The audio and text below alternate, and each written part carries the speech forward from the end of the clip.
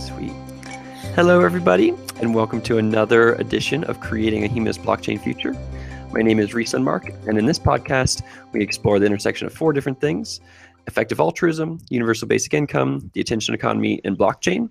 And today, in episode number 6, we're going to dive deeper into the attention economy with Simon de la Rouviere, who's a lead of Consensus Ujo Music. He also explores the attention economy and distributed economic coordination through something he calls curation markets. So Simon, thanks for being on the show and welcome. Awesome. Glad to be here. Yeah, excited. Did I say your last name correctly? That's good. It's an old French surname, but people don't speak French in South Africa anymore. So people don't usually do the French style pronunciation, but I forgive people in saying it over however they want. So I have failed is what I hear, but that's okay. So Simon, I'd love to kind of dive in and understand. I'd love to start with why within this space. So could you just tell us why you're working on the attention economy and then how that led to curation markets? I guess it came from a few different angles, and it's all sort of converged quite unintentionally, actually. But it started off in different ways. One was during my master's degree in 2012, 2013, I did a master's in social informatics, which is the study of people and technology and how they relate together. And my topic was on information overload, and so I studied a lot about how people deal with information overload on social media and different online platforms.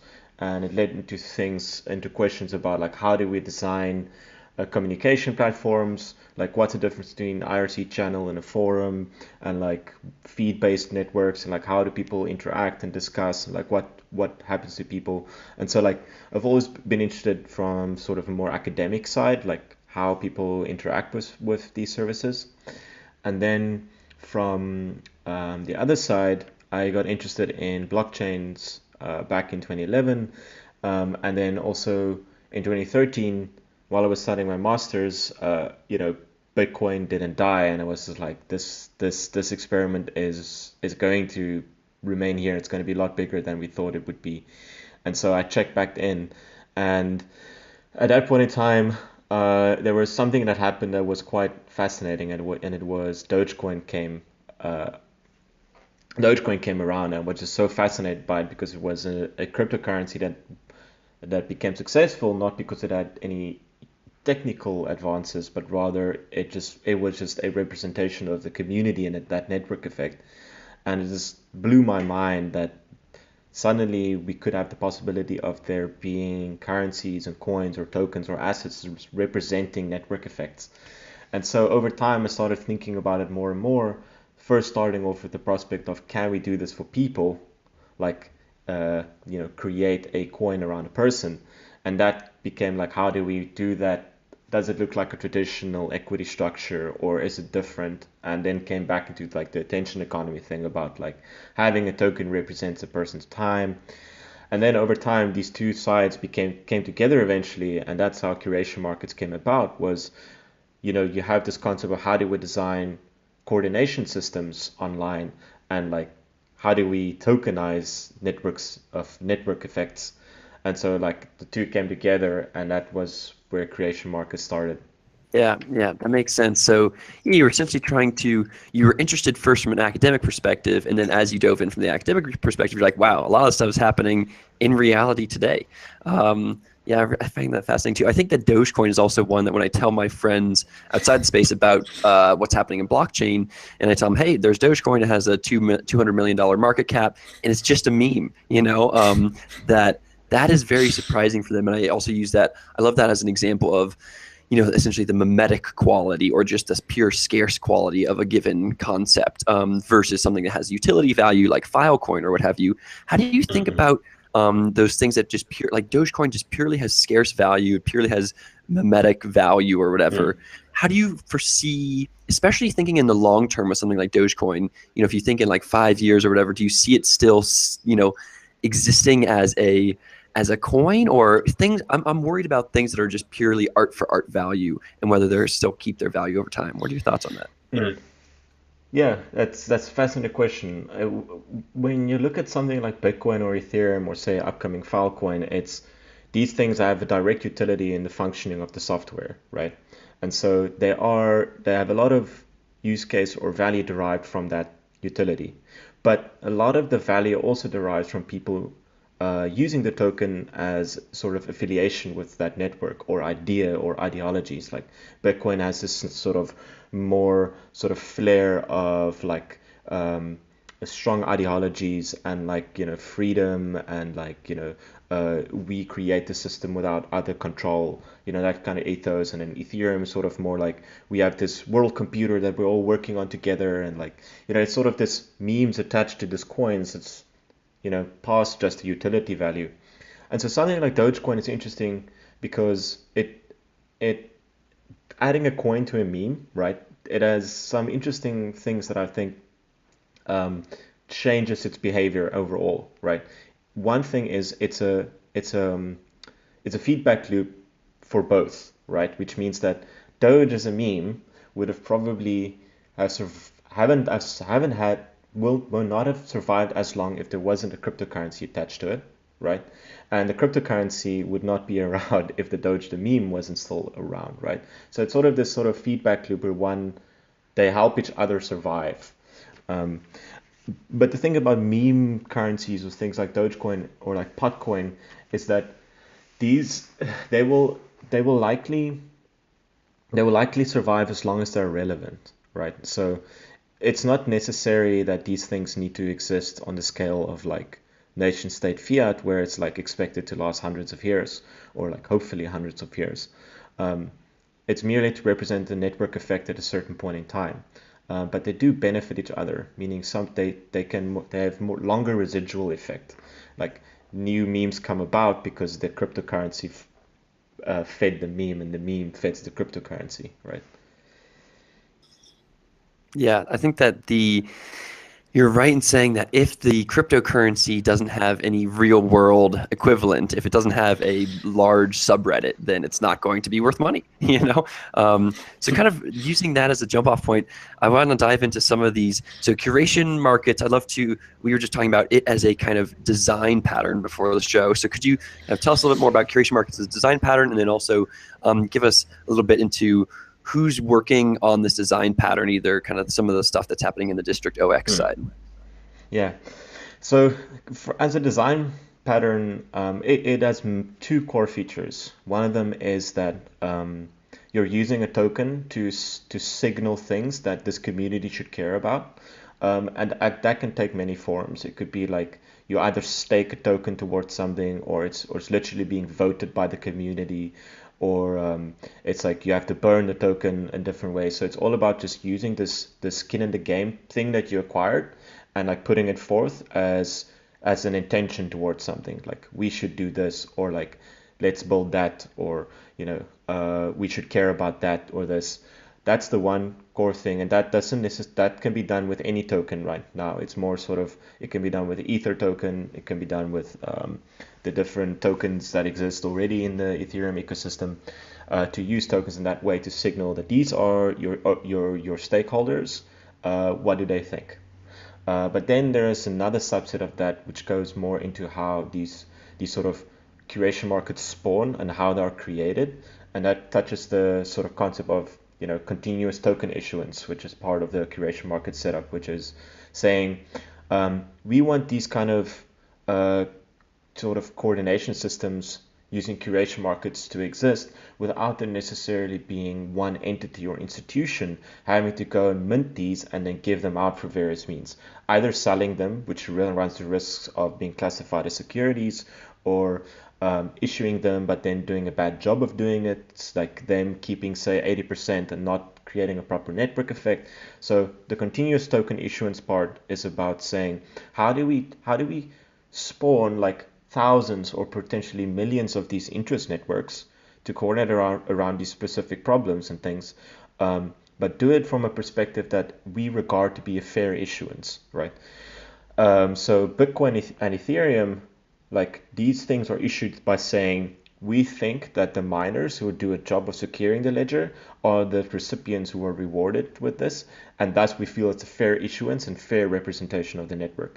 And as you can see now, that if it's not done well, then you get political issues and issues like what's happening in Bitcoin, and now even again in Ethereum, where people are worried the miners will get too strong hold on the network.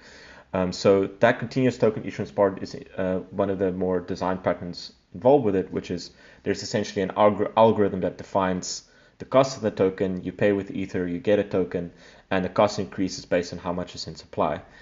So that's like the basic model of that, and like people can leave if they want to, and then take ETH with them.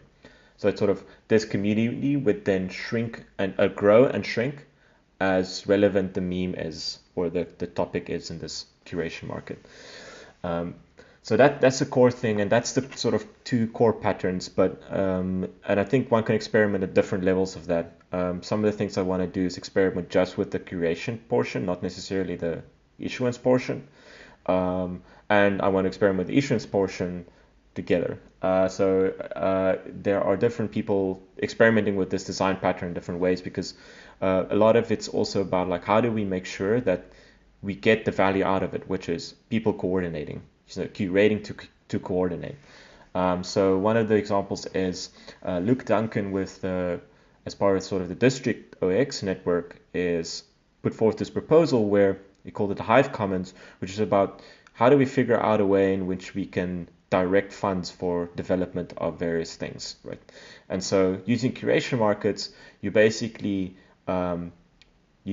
put your money where your mouth is by saying, I think this is an important project to work on, this is an important project to work on.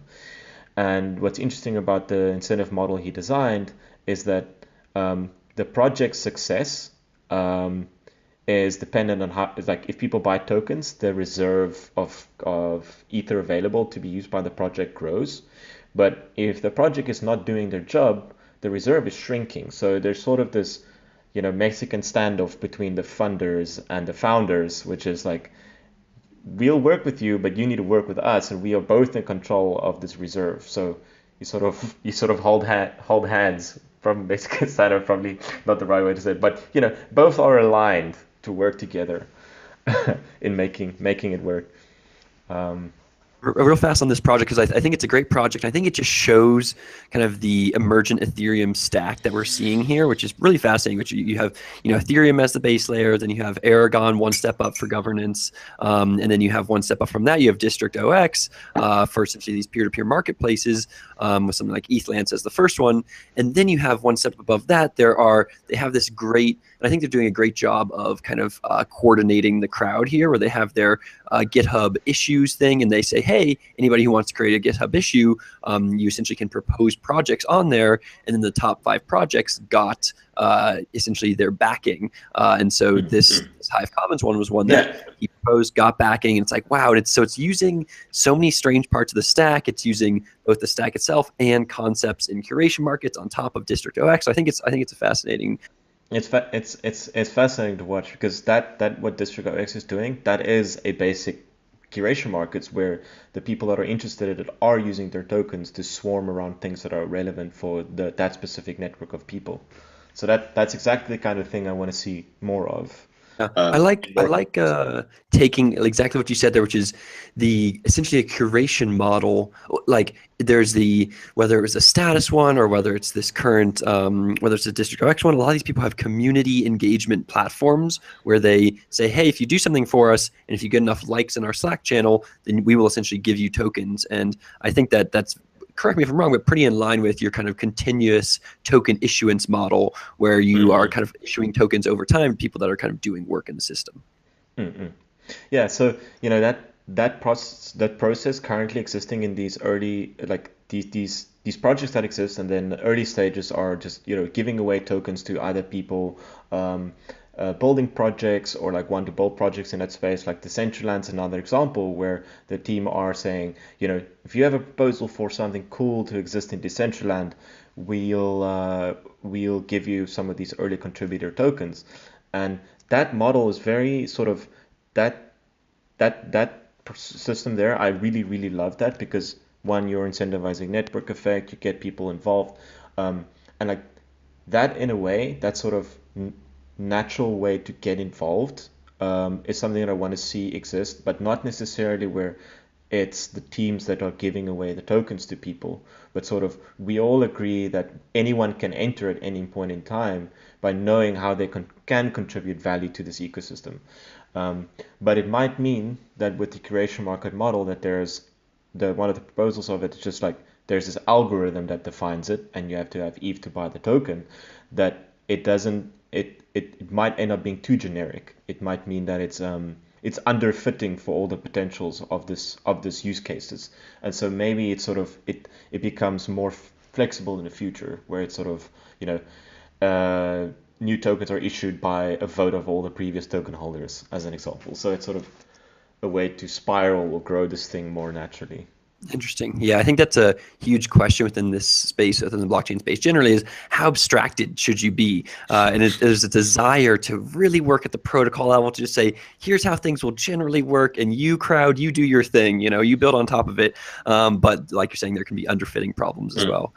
So I'd love to talk about the other side of curation markets, or what I see as the other side, which is we've talked a little bit about the coordinating work side, and there's some fascinating work happening there where these people, Hive Commons, are building on top of the District OX network in a way to kind of beat the tragedies of the commons by using a curation market.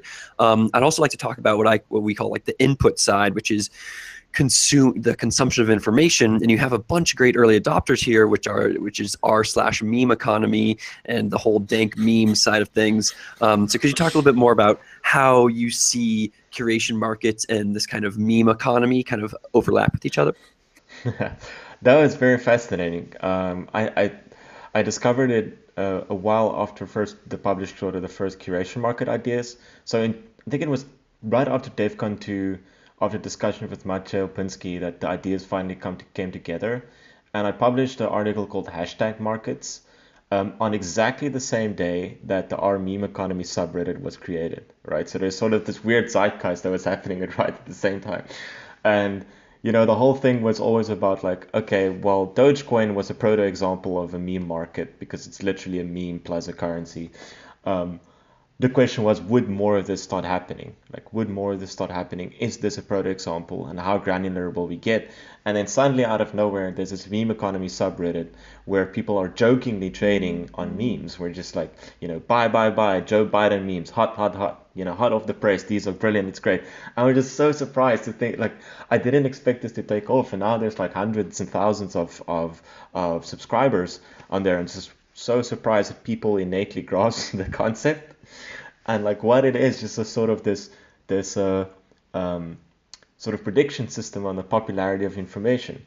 And if you think about it, if we just can create ways in which people can predict these things to trade amongst each other, these things like we traded baseball cards, or like what Americans traded baseball cards. We didn't trade baseball cards, but like that system of just trading information is like fascinating, because I think it all looks like this one massive joke, but like if you could actually allow all these people, these 200,000, 300,000 people on this subreddit, to actually make a living from trading the popularity of memes, that's like a whole new job class. Like people, like your kids will be like, hey dad, yeah, I was a meme trader back in my day, So that is fascinating. I think that combination of things, like I never expected it to form like that, because like initially the curation market is called meme markets, but people misinterpreted it to only mean internet memes, and so I changed the name to curation markets, which is the more broader term. But specifically doing the stuff for memes itself is still awesome, and I want to see more of that. And there is this market there, and so one of the things is like has been thinking towards implementing curation markets exactly for that. But how that will look in practice is still uncertain to me. Totally. I think it is, when I put on my lean startup hat and think from my early adopter perspective, I think it's this incredible opportunity where you have Absolutely. in the r/meme economy, they're already doing so much. It's grown so quickly. You made a post a couple months ago and it only had 200,000 subscribers. Now it has 250,000 subscribers. And they're already kind of monetizing it in weird ways like Dogecoin or Rare Pepe, but they're also monetizing it through this. They have a group of the top admins in r/meme economy make a internet magazine called Meme Insider, and actually are making hundreds of dollars a month through Patreon through their Meme Insider magazine. It's like, that's crazy. And like, so the moment that there is a system that's easy for them to use, or easy-ish for them to use, for them to start to monetize their memes more than just karma on Reddit, they're already starting to do it, and it's gonna explode. And the other thing that you're kind of selling yourself short as well is that you have the Curation market's consumption idea is also being used. It's one of the first 3 District OX proposals. So there's ETHLance, and then a meme factory is one of the second things that they're going to create. So we're seeing a lot of kind of Curation market things being built on top of District OX right now, which is sweet. So yeah, let's kind of transition outwards away from Curation markets and into kind of the macro attention economy in the second part of the podcast. So and Simon and I were talking before the show and thinking about what we want to talk about here. And essentially, we want to talk about this kind of macro transition that's happening kind of in humanity, in theory, which is the attention economy becoming a much, much bigger side of things as we transition from a world where capital is scarce to time is scarce. So, Simon, could you just tell us a little bit more about how you kind of see the attention? And you already talked about it a bit when you talked about your kids being a meme trader. What are these other ways that you see the attention economy kind of playing out as we go forward? Yeah, I think in general you could say that's true, that capital is becoming less scarce and the more important things are becoming our intention. And there are various trends towards this. Like, one is just like in general, jobs are disappearing away from the menial ones to more like knowledge work jobs. But also the other trend that I see is like a lot of the things that we do in society, more and more these days, is we all become cultural contributors, because that's the thing that's left to do. And it's fun to do, right? Because a lot of the barriers have been reduced for people to become creative and becoming cultural contributors. And when I say cultural contributors, I also mean things like, I took a photo on Instagram and I posted it on my Instagram feed, to tweeting, right? Or, editing one sentence in a Wikipedia page. Like, there's this massive long tail of contributors to the cultural commons that suddenly sprung up that wasn't there before. We've all become amateur photographers. We've all now become amateur curators of music. We've all become sort of more and more a part of this sort of collective commons of creation and curation. And also had this idea that it would be possible to, take that value that you're producing and you earning it, instead of it sucking up into these corporations. So, it's not Facebook earning from your Facebook like, but you earning from the value you generate from you taking that photo. And so designing systems to make sure something like that happens. And it's likely that what will happen if something like that works is, let's say the value captured by all the people funneling into Instagram through an advertising model is, say, worth $10 billion. I'm not sure exactly what it is, but let's just say that's it. Probably Instagram's probably worth more than that, but let's say it's that. Then the value created from being able to give that money back to people, you can have the same product, but the amount of value being generated will probably be much more, like, maybe orders of magnitudes more value, just because if you think back about fitness functions, the value is fitting better towards that which is being produced. So in a broader sense, like, the way the stuff fits in is, I think when we lose more and more jobs, we and on the other trend, paying more attention to things that are looking at our phone or stuff like that, that marrying these two things to say, like, your time that you're spending doing a menial job is not valuable to society. But I would rather say your value is much better if you take a good photo on Instagram. So, the economic systems that we have should probably move towards rewarding those things that society thinks are valuable. And in the past, it's in the industrial era, it was more, you could more say, like, only your time was directly attributable to the value you generated, which is, you had only so many hours of labor a day, and thus you received so much funds. And that's we in that scenario we could have also said we all felt more equitable because it was more easier to deduce if you were a valuable contributor to society or not. And so there are various like things changing all at once at this stage that I think would lead to a world where the attention economy becomes substantially more of an economy, but it's not sucked up back into these like 3 or 4 big companies, but rather sort of disseminated to more and more people. That's the hope. That's the goal. I also think that that gets at, like you're saying, the value layer on top of things kind of will more directly show how much value things are actually generating. And the classic example here is Reddit. And if there was coins associated with Reddit or subreddits or whatever, that you can imagine this huge ecosystem of tokens kind of interacting with each other in a way that we don't see today. That's also a very good example. Let's say Reddit's value is now a certain few billion, right? If they tokenize each subreddit, and the collective value produced by Reddit will be substantially more, substantially more. Yeah, exactly. So I want to talk about one other side of this coin, which is, and we talked about a little bit more on the coin. We talked a little bit about the kind of curation side of things. Something that I think is just classic, and I also think that people don't think about this enough when we think about this new nonlinear transition to the knowledge age. People talk about the knowledge age a lot as the kind of the consumption side of things, and where does our attention go in that thing. But I think that what they're missing out on is exactly what you talked about at the end, which is this like decentralized nature of coordination.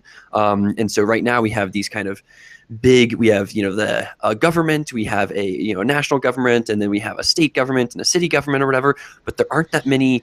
Those are like kind of clearly demarcated layers, and there are only like 3 of them or whatever. How do you think about kind of how many layers of coordination there will exist in the future, and like how people will what layers they'll be part of and how many layers they'll be part of? Damn, that's a good question. Because like one of the original things that had led me down this path was, when I first saw Dogecoin and thought, the first extrapolation that I did is, why can't we do this for people, right? Why can't we create memes around people? Because one, it will create agency and empowerment for the people, but it will also give the people power and agency to affect the world, right? So one example that I had in the original blog post I wrote about this was, if there's a corrupt president, we can sell the futures or derivatives of this corrupt president to make sure they stop being a nuisance on society. We don't have to wait 4 years for them to be voted out, right? And so when we have we are more directly stakeholders in many things, we can affect the world more easily, but then it also allows more things to exist. And so that was like the initial starting point. And then I started thinking about, there are substantially many layers that could exist. One of the original ones was, what if I could, it's one of the original thought experiments I did was just, I'm walking into my local shop and I buy bread and I walk out, right? Me walking into that store is helping that store thrive and succeed, right? So if I walk in and out, would that amount to just buying some of the store's tokens, right? Automatically, some AI buys it for me. Or like I visit the city of Berlin, me being there helps Berlin thrive as a thing. And then when I leave, then, this AI or bot would then eventually sell the Berlin tokens at some point in the future when I'm not there affecting Berlin anymore, right? So like that was some of the original thought experiments, and then it became additionally some other ones where it's just, well, at the end of the day, it just comes down to any meme really, right? Because I as a person I'm a meme, a city is a meme, your local corner store is a meme, like all of these things have an effect on the world. And so anything that is an idea that has an effect on the world could have an associated tokenized value to it. But in theory, that's how far it could go in the extreme, right? But the deeper question I think around this comes from, to what extent is there value being provided by going more and more granular? Like, is it like, how granular will it become and where it will be useful? And so like, would it be useful to tokenize a, one candy bar that you just bought and eat? Like it seems pointless that we go that deep down. But if we've historically seen the way the web's developed, I think we should not necessarily like think that won't happen, based on the fact that things like we've invented something like an Instagram like, right, which is like this extremely low bandwidth thing, just like a double tap and it sends across the world, where previously, the way the web came forth was like it's supposed to be about documents. It's like a large piece of document, and then it's sort of like we started experimenting more and more with like lower bandwidth, less concrete things, and then with tweets, and like there's how granular it can go might become extremely, extremely little, like to the extent that you tokenize the strangest and weirdest things, that you have these micro organizations that exist for 10 seconds, or like that kind of extrapolations, like how deep and far does it go. But it all comes down to, does any of this provide systemic benefit? So it's uncertain. And I think the thing that you also have to realize is a lot of what the web did was automate this information sharing. So there's no way I would have written a letter and just put a thumbs up in it and sent it to someone. You would have wasted all that lettered space to do that. But instead, it might not be humans that care about it, but rather machines coordinating for their own benefit or for the benefit of humans. Maybe it makes sense to trade at such an extreme granular level, but we won't ever see any of it, just like we don't see any of the likes flowing around in the cyberspace, information superhighway, whatever you want to call it. I haven't heard the term information superhighway in a long time, so I think the internet's changed a bit. I just love the image it evokes. This is like sort of vaporwave, like I'm on my hoverboard going through the information superhighway. Oh yeah, I super agree. Well, that's all the time that we have for today, unfortunately. But to give some takeaways about what we talked about today, first we talked about how Simon got interested in this initially from an academic perspective and looking at different ways that people can consume information from the internet. And then he got in essentially once there was kind of this I kind of think of it like the time around calculus, where you have all these different things popping up, and r/Memecoins was popping up, Mache and you and Meher were all thinking about these attention economy things. And a big thing that we talked about was the memetic value of something versus the utility value of something. We then talked about some curation markets and what is being built on this curation market design pattern, a bunch of things happening in District OX and a lot of things also happening within r/Memeconomy. And then finally, we talked about in this last section a little bit about the future of the attention economy kind of value chain, and then also what these levels of coordination look like and how detailed and granular things will get, both from a human perspective and also from an AI perspective. So with that, Simon, thank you so much for your time, and hope you're doing well, and we'll see you later. Thanks, man. I really appreciate it. Great, thanks. And check out Simon's stuff and work with him on curation markets. That's the other goal. Okay. Peace. Bye.